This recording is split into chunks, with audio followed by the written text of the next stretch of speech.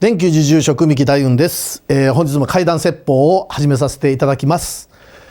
怪談といえば大体怪談が集まる場所っていうのがあるんですね。でそのうちの一つが実は小学校なんかは特に怪談話が多いんです。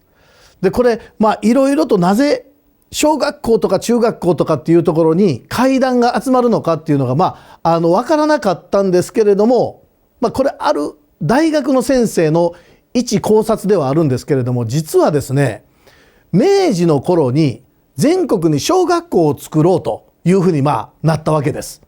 でその時にですね一番何が必要かって言いますと広大な土地が必要なんですね。プールがあったり、当時プールがあったかどうかは分かりませんけれども運動場があったりもちろん校舎があったりっていうふうにある程度の土地の広さが必要なんですよね。でこれを当時明治時代の人たちがどうやって確保しようか、それ考えた結果ですね、一番ここがいいんではないかってなったのが実は墓地なんだそうです。墓地っていうのはある程度広さがありますから誰も住んでないのでその墓地をですね小さな区画に分けていろいろなところに分散させて、でその墓地の後に小学校を作るあるいは中学校を作るというふうなことが当時進められた。でその結果小学校とかでは実はお化けの体験が多いんではないかというふうな検証結果があるんですけれども、ただですねこの霊的な現象かどうかって言われますとそうじゃない側面もたくさんあると思うんですね。小学生ですからここがもともと墓地であったということをお父さんあるいはおじいちゃんから聞かせていただいた時にですねここではきっと怖いことが起こるに違いないと思った子どもたちが勝手にお化けを僕は見たよとかっていうふうな勘違いも中にはあったとは思うんですけどね。ただですね今回これから私がお話しする話っていうのはどうも子どもさんの単なる見間違いではない、そんな風な、お話がありますので本日はそれをさせていただこうと思うんですけれども、これとある小学校で起きた事件なんですが、その小学校で子どもたちがですねよくお化けを見る、そんな風なことをある年急に言い出したそうなんです。例えば子どもたちの話をしますと廊下のところに誰かがスーッと歩いていって後を追いかけて角を曲がったところに追いつくとその人影がなくなっていたり、あるいは鍵が閉まってる教室にスーッと入っていくのを見たとか、そんな話がある時期やたらと小学校で子どもたちが見るという話になったそうなんですよ。でそんなことがあった時に、先生方はもちろんですねいやそんなことないよなんて話をしてたそうなんですけれども、ある先生が今はあまりなくなったそうですけども当直って言って昔はよく先生方学校に泊まられたんですよね。今はほとんど泊まることがなくってセキュリティ会社に依頼されてるので夜は泊まられることはないそうなんですけれども、このセキュリティの鍵といいますかセットをしてから帰らないとですね誰かが侵入した時に反応しなくなりますので、その鍵を最後に変える先生がセットして帰られるそうなんですね。でそんな子どもたちがお化けを見たって言い始めて一番最初ある男性教諭の方がですね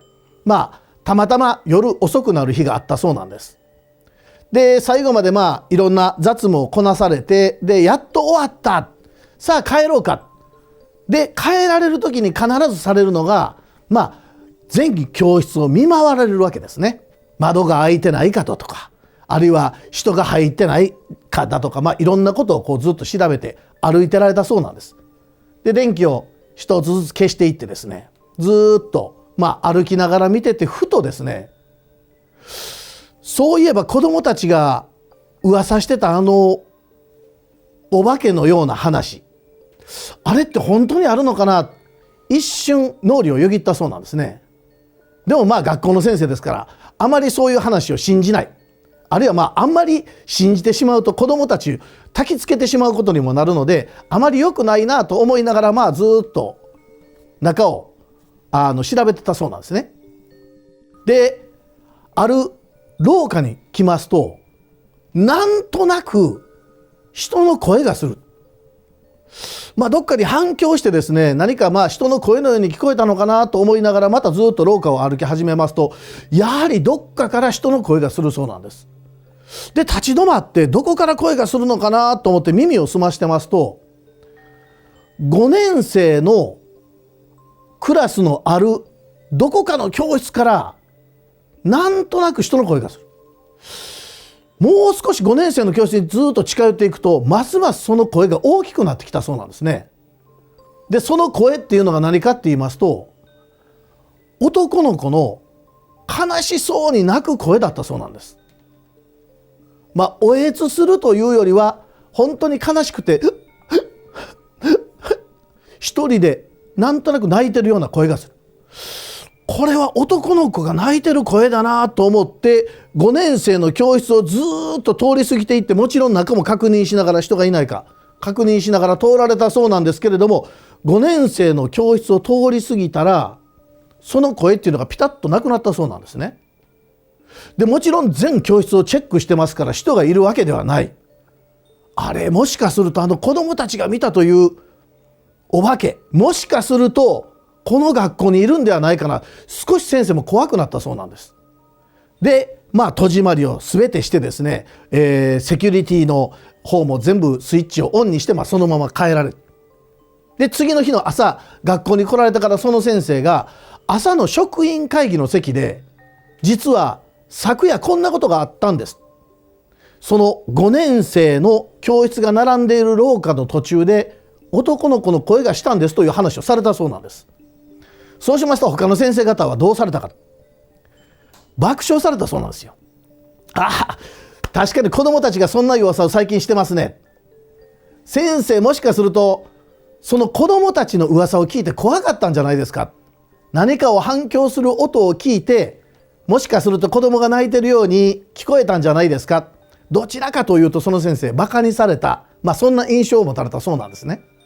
でもちろんですね、これ非科学的な話ですから、他の先生方が信じてくださらないというのは仕方がないなというふうに思ってたそうなんです。でいつものように授業に行かれまして、授業をしてると、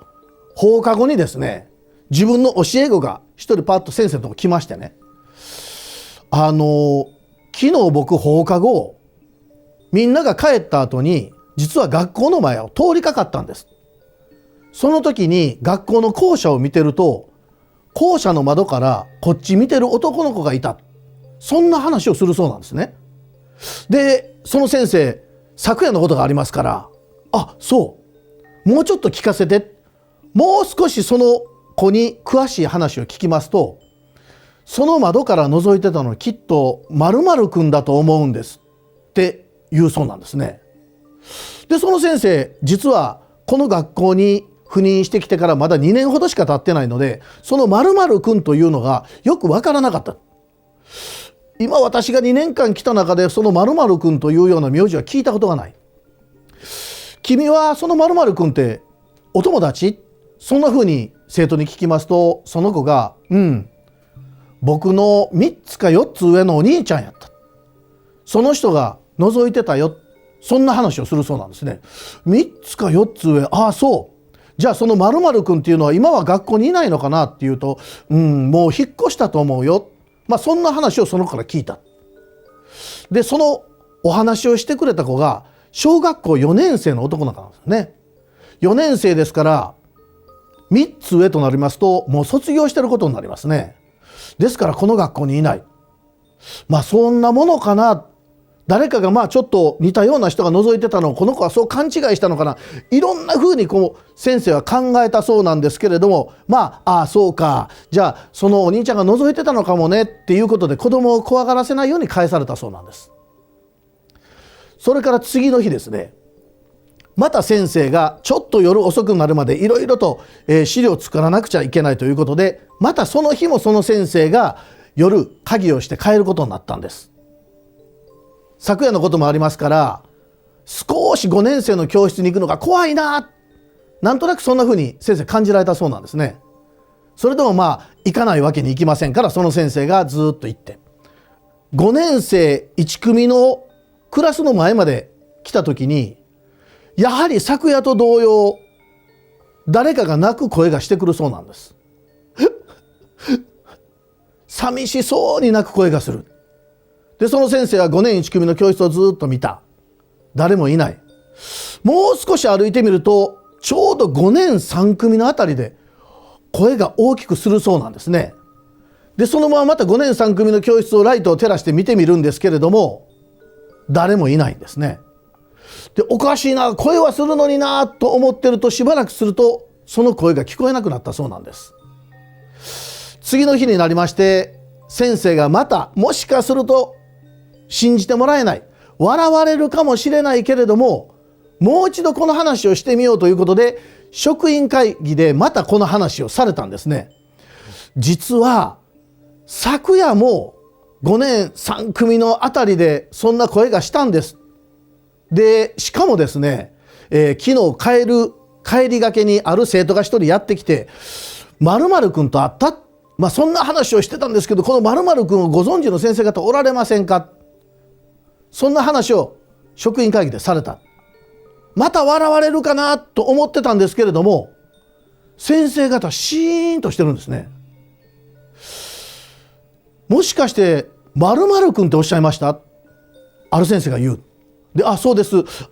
ちの生徒がそんな話をしてて、教室から覗いてたって言うんですよね、放課後。そんな話をすると、もしかしてその〇〇くんって3年前の〇〇くんですかね。校長先生とかざわざわし始めたそうなんです。でどういうことですか、この〇〇くんご存知なんですか、そういうふうに尋ねられますと、他の先生方が、いや実はこの〇〇くん、いやその子かどうかはわからないんですけれども、実は過去にこの〇〇くんっていうのがいたんだ、そんな話を先生聞くんですね。その子どうなったんですか聞きますと、実は小学校5年生に上がった頃、体を悪くしまして、とある難病にかかってしまうんですね。で難病にかかって、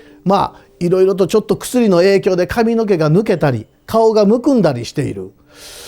それを子どもたちっていうのは比較的残酷なところがありまして、それをちょっといじめのきっかけにしたところもあったそうなんです。でその子少しいじめに遭いながらも、病気を治す病院にも通いながら学校も休みがちになってきた。やがてその〇〇くんっていう子は病気で亡くなってしまうんですね。もしかするとその子が教室にまだ魂だけが残っているのかもしれない。そんなことで、実はその日の学校の授業が全部終わった後、先生方皆さん残られて、5年3組の声が聞こえたその教室に行って、皆さんで合唱して黙祷されたそうなんです。どうかこの教室にいるんなら、成仏してくださいという思いで、みんなで手を合わされたそうなんですね。そのしばらくしてから、いろんな先生が鍵を閉めて帰るんですけれども、皆さん泣き声がそれ以来聞こえなくなった。よかった、〇〇くんは納得してくれたんだなと思ってたそうなんです。ところが数日が過ぎて、またこの男性教諭の方が残ることになった。残ってまた夜ずっと見回りをしてますと、やはり5年生の廊下の前まで来ると、なんとなく声がする。また声がするな。その男性教諭っていうのは少し自分でも霊感といいますか、そういうものが少しあって、今までも少し不思議な体験されてるんですね。金縛りにあったり。ですからもしかするとこの先生には少しそういった霊感のようなものがあったのかもしれません。他の先生方には聞こえなかったそうですけれども、この男性教諭が5年生のところへ行くとやっぱり聞こえてくる。どこから聞こえるのかなと思ってずっと歩いてると、やはり5年3組の教室なんですね。やっぱり〇〇くん、あれでは成仏してくれなかったのかな、やはりちゃんとお坊さんを呼んで供養しなくちゃダメなのかなと思いながらも、先生が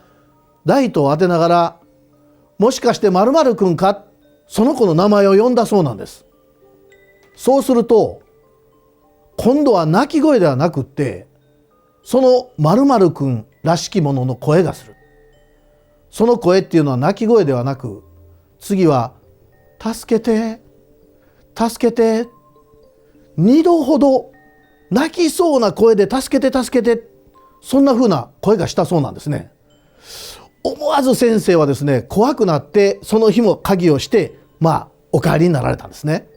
でまたもちろん次の日の職員会議でこの話を、他の先生方にされるんです。その結果どうだったか。実は〇〇くんは5年3組じゃなかった。よくよく校長先生が調べたら、なんとその子5年5組だったんですね。なぜ5年3組の教室からこの声がするのかな。先生方でいろいろと考えたそうなんですけど、この男性教諭ピンときた。もしかすると今5年3組の中でいじめがあるのかもしれない。5年3組の担任の先生にお願いしてですね、いじめがあるかないか一度調べてくださいということでお調べになったら、実はいじめられてる子が5年3組の中にいたそうなんですね。でも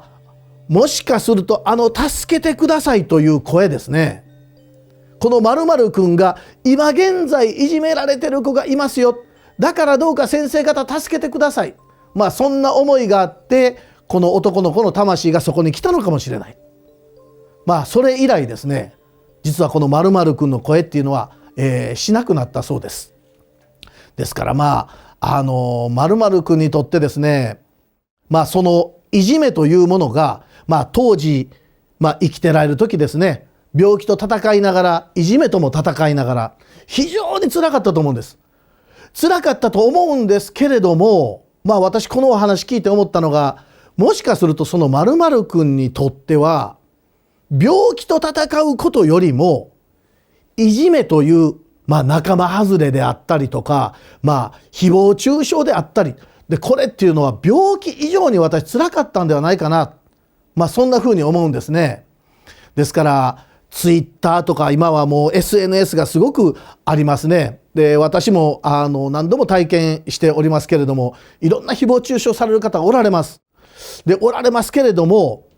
それはそれで言われると私も辛いことがありますし、ましてや小さいお子さんだともっと辛いと思うんです。でもこれその方も辛いんですけれども、同じぐらい辛い方がいて、いじめたくないのにいじめてる人もいると思うんですよね。